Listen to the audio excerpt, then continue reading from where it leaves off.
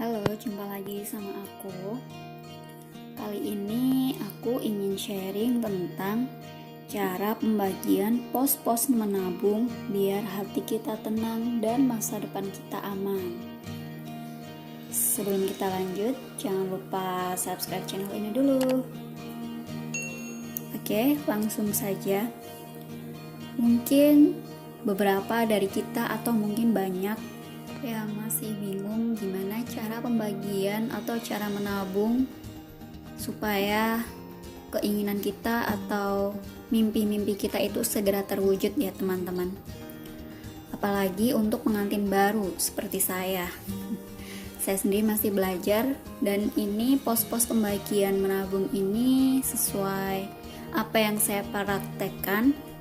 Jadi kalau misalkan ada kurangnya atau ada salahnya, mohon koreksinya dengan cara komen di bawah ya.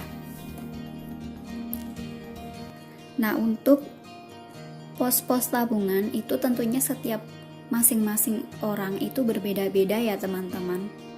Kayak misalkan mungkin si A sudah punya beberapa impian yang terwujud, sedangkan si B keinginannya atau mimpi-mimpinya belum sama sekali terwujud. Jadi akan sangat berbeda pos-posnya nanti.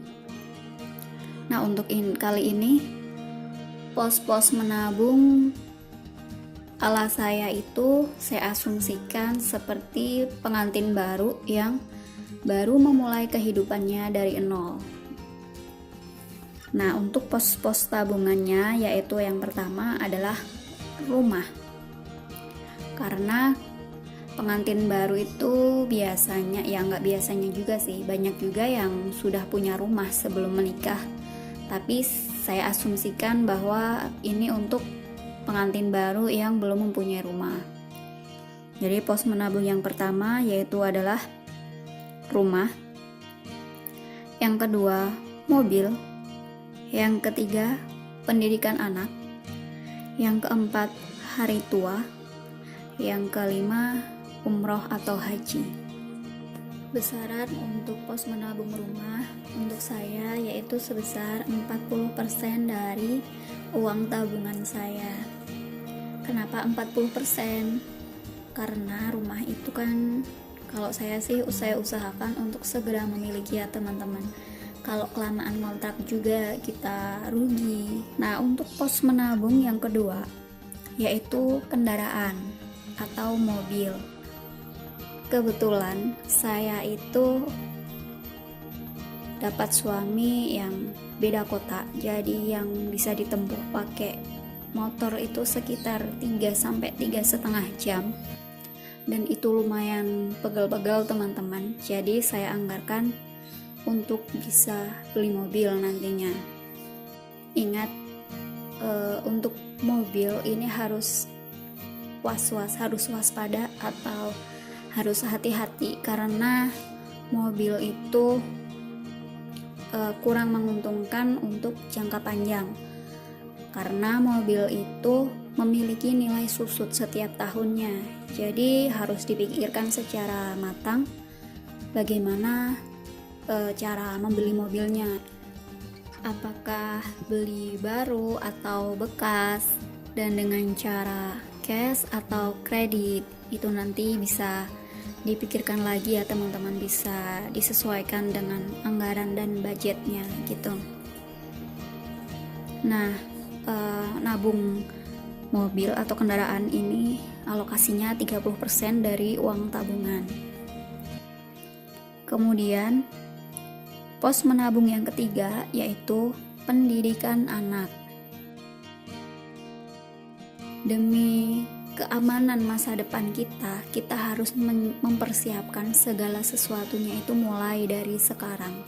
Pendidikan anak itu kan biayanya sekarang saja sudah besar. Ini yang saya maksud adalah perguruan tinggi ya teman-teman. Perguruan tinggi itu kan biayanya sangat mahal sekali, apalagi kalau nanti swasta, dan tiap jurusan juga memiliki tarif atau harga yang berbeda gitu, dan tentunya ada yang harganya sedang, dan ada juga yang sangat mahal. Dan kita sendiri masih belum tahu apakah nanti anak kita kuliah dengan jurusan yang biayanya sedang-sedang saja atau dengan biaya yang sangat tinggi gitu. Jadi akan lebih baik jika kita mempersiapkan uang pendidikan itu mulai dari sekarang. Nah, untuk alokasi menabung pendidikan anak, saya alokasikan 10% dari uang tabungan. Kenapa 10% gitu? Karena masih jangka panjang, dan yang kebutuhan yang paling mendesak itu kan tadi yang pertama adalah rumah dan yang kedua adalah mobil.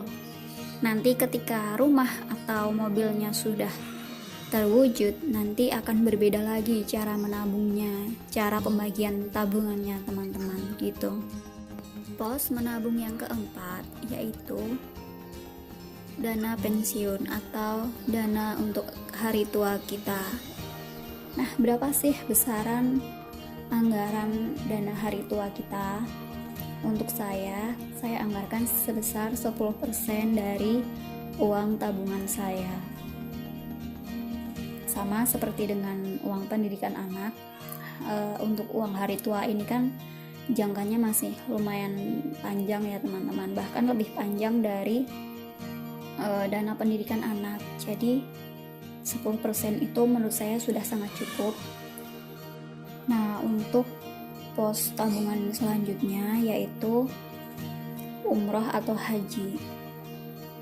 Ini untuk teman-teman yang beragama muslim, sebisa mungkin kita usahakan untuk menunaikan ibadah haji atau umroh ya teman-teman, karena kan masih termasuk rukun Islam. Jadi mungkin banyak juga kita yang ingin pergi ke tanah suci untuk menyempurnakan ibadah kita. Nah, untuk besaran tabungan untuk haji atau umroh sendiri, kalau saya anggarkan sebesar 10% dari uang tabungan saya.